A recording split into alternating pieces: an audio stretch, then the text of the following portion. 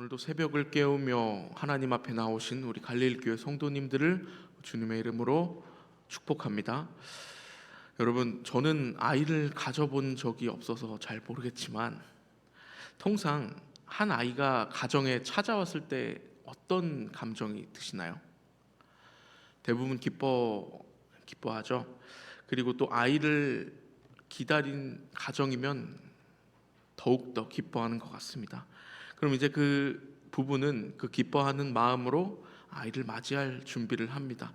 아이 방도 꾸미고 그리고 육아 전문 서적도 구매하여 엄마 아빠가 될 준비를 하죠. 그렇게 10개월의 기다림이 지나 아이가 태어날 때 자식과 부모는 감동적인 재회를 하게 됩니다. 그런데 여기서 끝입니까? 아니죠. 이제 지옥의 육아가 시작되는 것이죠. 제가 아는 분은 아이를 낳고 2년 동안 7kg가 빠졌다고 합니다. 어느 날 그분이 제게 이렇게 말했습니다. 신생아가 하루에 몇 시간 정도 자는지 아냐? 저는 대답했습니다. 한 18에서 20시간 정도 자는 거 아닌가요? 그분이 대답하기를 맞대요. 그러니까 제가 대답을 했습니다. 그러면은 부모님들은 잘 시간이 충분하네요? 라고 물어봤어요. 그런데 이제 그분이 씩 웃으면서 신생아는 20시간을 자는데 엄마 아빠는 못 잔다 라고 말했습니다. 다들 아시겠지만 아기는 2시간에 한 번씩 깨서 울고 자기의 감정을 충족시킨 다음에 다시 자고 또 2시간 한 번씩 깨서 다시 뭘 요구하고 다시 자죠. 그러니까 부모님들은 잘 수가 없는 것입니다. 그런데 이 이야기를 들으면서 참 육아가 쉽지 않다라고 생각을 했습니다. 근데 이 쉽지 않은 육아를 대충 할 수는 없잖아요. 아기가 이 시기에 인생이 결정된 아주 중요한 시기입니다. 엄마 아빠와의 감정 교류에 따라서 우리 아이의 정서적인 상태가 결정되면서 또 이 시기에 어느 감각 경험을 하느냐에 따라서 아이의 가능성이 달라지는 아주 무궁무진한 시기이기 때문입니다. 부모가 이 시기에 아이를 어떻게 키우느냐에 따라 아이의 인생이 달라지는 것입니다. 제가 이 말을 하는 이유는 전도도 마찬가지이기 때문입니다. 11월 1일 우리는 3명의 영혼을 하나님께 데려오기로 작정을 했습니다. 마치 어머니가 아이를 품고 기다리는 것처럼 우리는 이들을 태신자라고 칭하며 그날을 학수고대하고 있습니다. 그런데 앞서 살펴본 바 제일 중요한 건 육아였습니다. 그토록 기다리던 아이가 세상에 태어나 어엿한 성인이 되기까지 부모님들의 밤낮 없는 헌신이 있어야 그것이 가능했습니다.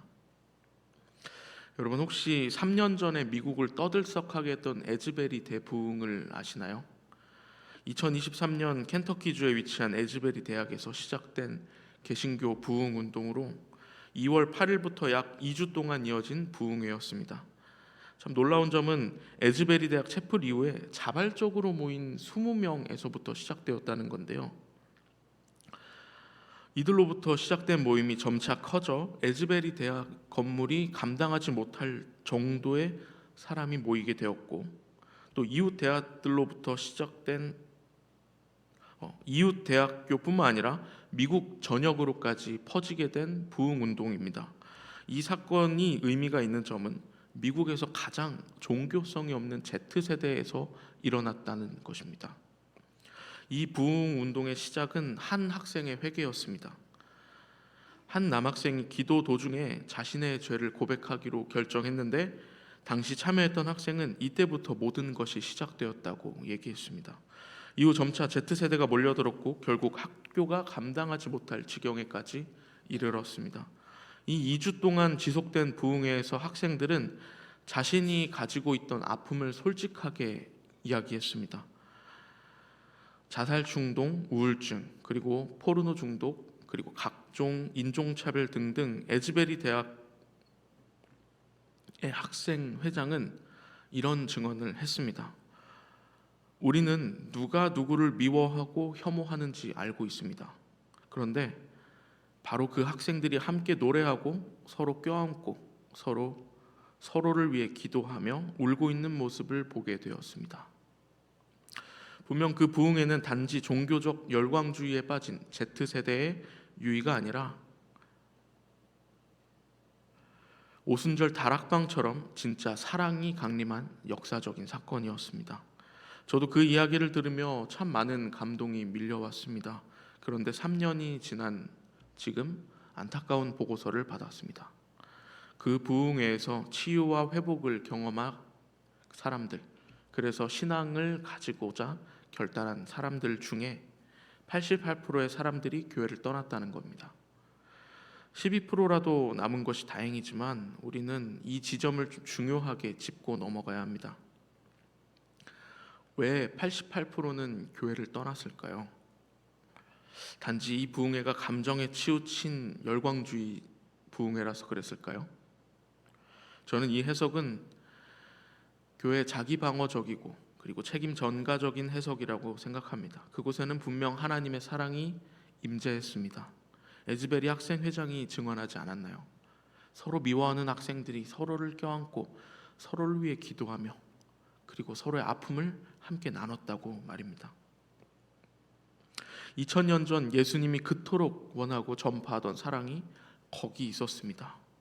성령님의 역사가 그곳에 있었습니다. 그런데 그들이 왜 신앙을 유지하지 못하고 교회를 떠나게 되었는가? 그 이유는 무엇일까요?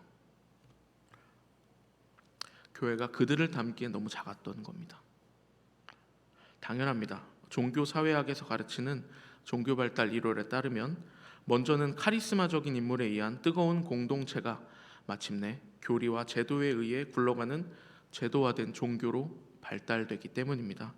에즈베리 대부흥은 초기 카리스마적인 공동체에 해당합니다.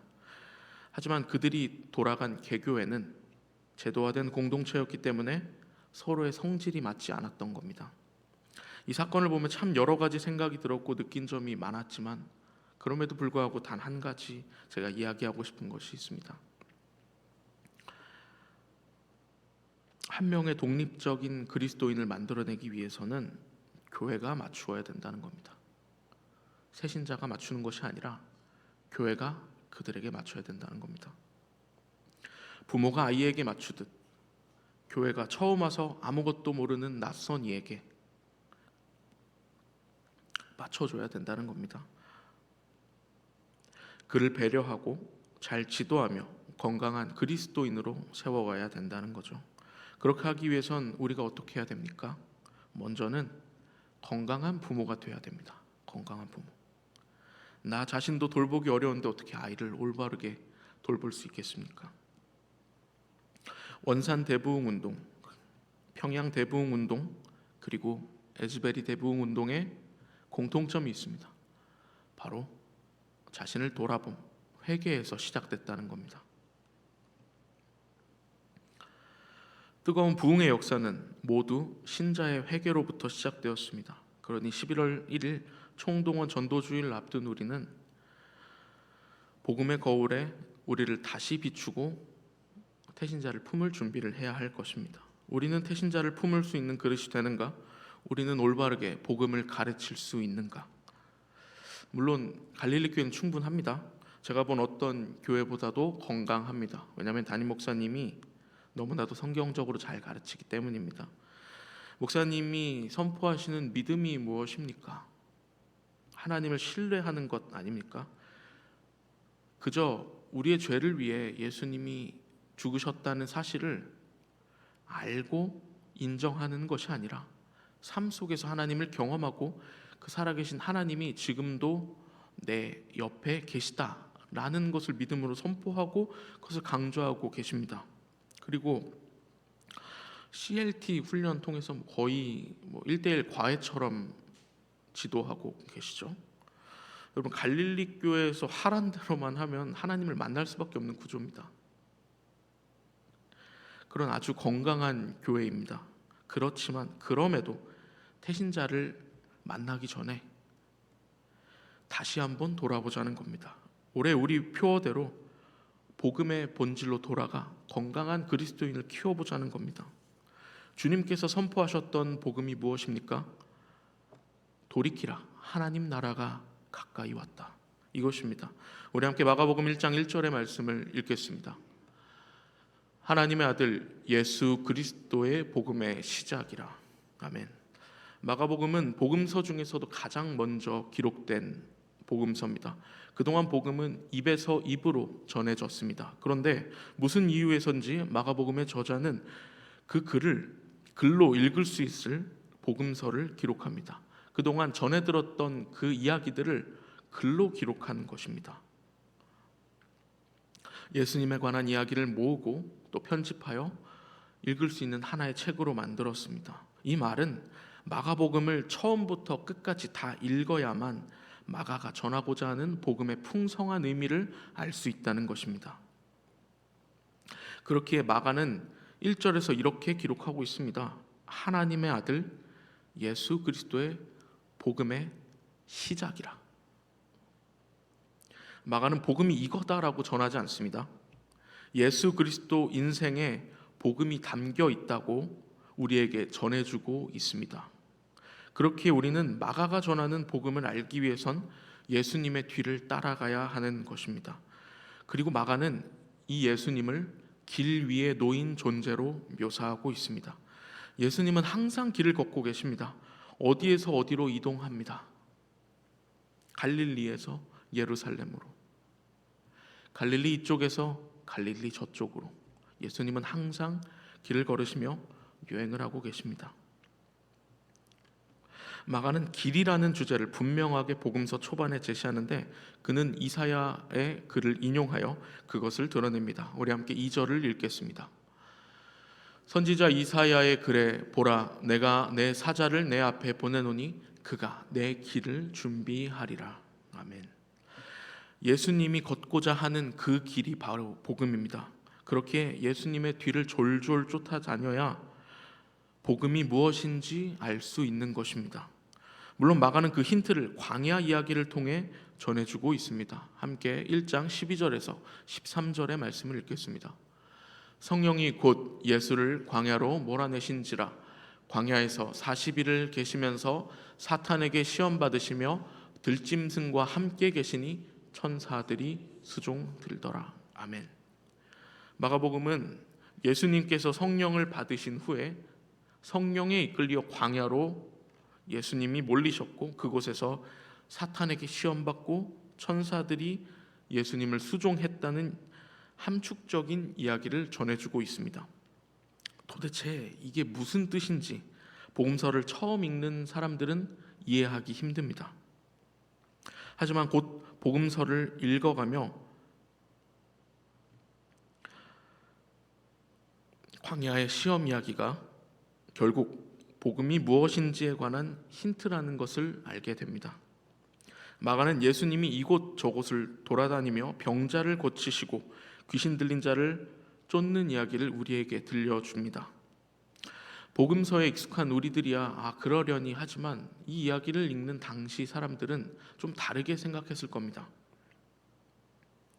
어떻게 들렸을까요? 그들에게 우리를 괴롭히고 있던 악한 권세가 드디어 무너지기 시작했구나. 우리에게 아픔을 주는 악한 영의 권세가 사라지기 시작했구나. 이렇게 들었을 것입니다. 복음은 하나님 나라, 즉 하나님의 통치가 이 땅에 임하는 이야기라고 마가는 전해주고 있습니다. 그런데 그 복음의 절정은 바로 십자가 사건입니다. 그래서 마가복음에서 예수님은 십자가 사건 전까지 기적을 행하시면서 이 일을 절대 발설하지 말라고 하셨던 겁니다. 그것이 하나님 나라의 전부가 아니라 십자가 사건에서 이루어질 그것이야말로 예수님이 어떤 분인지 드러나는 곳이요 하나님 나라가 무엇인지 드러나는 그것이기 때문입니다. 여러분, 복음이란 사망의 자녀였던 우리가 생명의 자녀가 되었다는 아름다운 선포입니다. 예수께서 십자가에 달려 돌아가심으로 세상을 지배하던 죄와 죽음의 권세가 마침내 무너졌다는 승전가입니다. 그래서 복음이라고 불리는 겁니다. 복음이란 번역된 유앙겔리오는 로마가 적들에게서 승리했다는 내용을 전달했다는 것을 의미합니다. 복된 소식, 곧 로마가 승리했다. 이것이 복음이었습니다. 그럼 마가가 전하는 복음은 무엇이었을까요? 악한 권세를 예수께서 그리고 하나님께서 굴복시키셨다. 이것이 복음입니다. 이것이 승전가입니다. 여러분, 이제 우리를 돌아보기 원합니다. 우리는 진짜 악의 권세에서 떠나 있습니까? 우리는 우리를 다스리는 권세에서 떠나서 하나님이 다스리는 권세로 옮겨졌습니까? 2000년 전 예수께서 승리했던 그 권세의 지배 아래 우리가 여전히 놓여 있진 않습니까? 여러분, 복음으로 돌아간다는 것, 복음의 거울에 비춘다는 것은 이것을 의미하는 것입니다. 내 삶을 무엇이 이끌고 있는가? 내 삶을 이끌고 있는 주체가 과연 무엇인가? 하나님인가? 아니면 내 안에 있는 어떤 욕망인가? 하나님인가? 아니면 내가 그토록 사랑하고 있는 우상인가? 여러분, 신앙의 시작은 나의 삶을 이끌 주체를 옮기는 데 있습니다. 우리는 진짜 하나님의 다스림을 받고 있습니까? 우리 욕망에 이끌려 살고 있지는 않습니까? 복음의 거울에 우리를 비춰보시기 바랍니다. 그리고 이것이 우리가 태신자의 엄마와 아빠가 되기 위한 준비입니다. 바라기는 복음의 거울에 자신을 비추고 한 영혼 한 영혼을 주님께로 잘 인도하시는 복된 갈릴리 교회 성도님들이 되시길 주님의 이름으로 간절히 기도합니다.